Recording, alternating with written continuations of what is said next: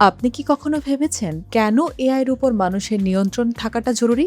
আমরা এখন এমন এক প্রযুক্তির সঙ্গে বসবাস করছি যা নিজের ভুল নিজেই বুঝতে পারে না। একটি অনিয়ন্ত্রিত এআই কেবল একটি যন্ত্র নয়, বরং এটি একটি ডিজিটাল ঘূর্ণিঝড় যা আপনার ব্যবসাকে তছনছ করতে পারে। কেন আমাদের এখনই এই যন্ত্রের রাশ কিনে ধরা প্রয়োজন তা নিয়ে আজকের ভিন্নধর্মী আলোচনা।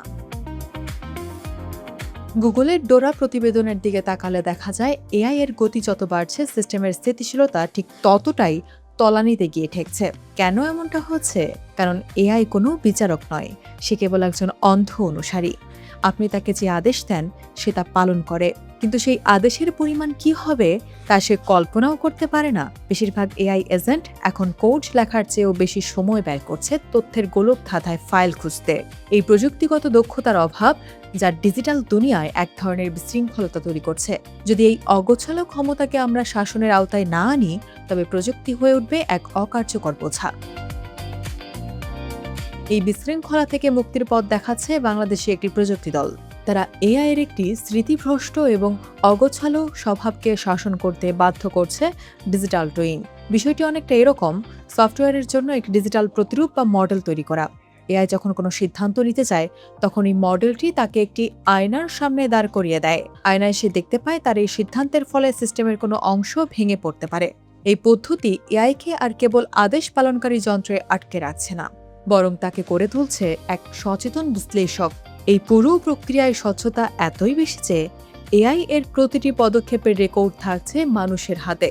এটিই হলো এআই নিয়ন্ত্রণের প্রকৃত চাবিকাঠি: স্বচ্ছতা, জবাবদিহিতা এবং আগাম সতর্কতা।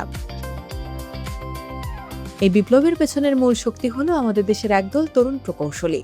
সান ফ্রান্সিসকো এবং ঢাকার যৌথ প্রচেষ্টায় তারা প্রমাণ করেছেন এআই এর লাগাম টানা মানে তাকে আটকে রাখা নয়, বরং তাকে সঠিক গন্তব্যে পৌঁছানোর রাস্তা দেখিয়ে দেওয়া।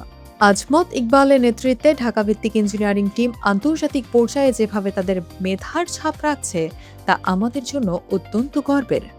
বিশ্বের 40টিরও বেশি জায়ান্ট কোম্পানি যখন এই প্রযুক্তির উপর ভরসা করছে, তখন এটি স্পষ্ট যে বিশ্ব এখন বুঝে গেছে এআইয়ের উপর পূর্ণ নিয়ন্ত্রণ না থাকলে বিপদ অনিবার্য। প্রযুক্তি কখনোই মানুষের বিকল্প হতে পারে না।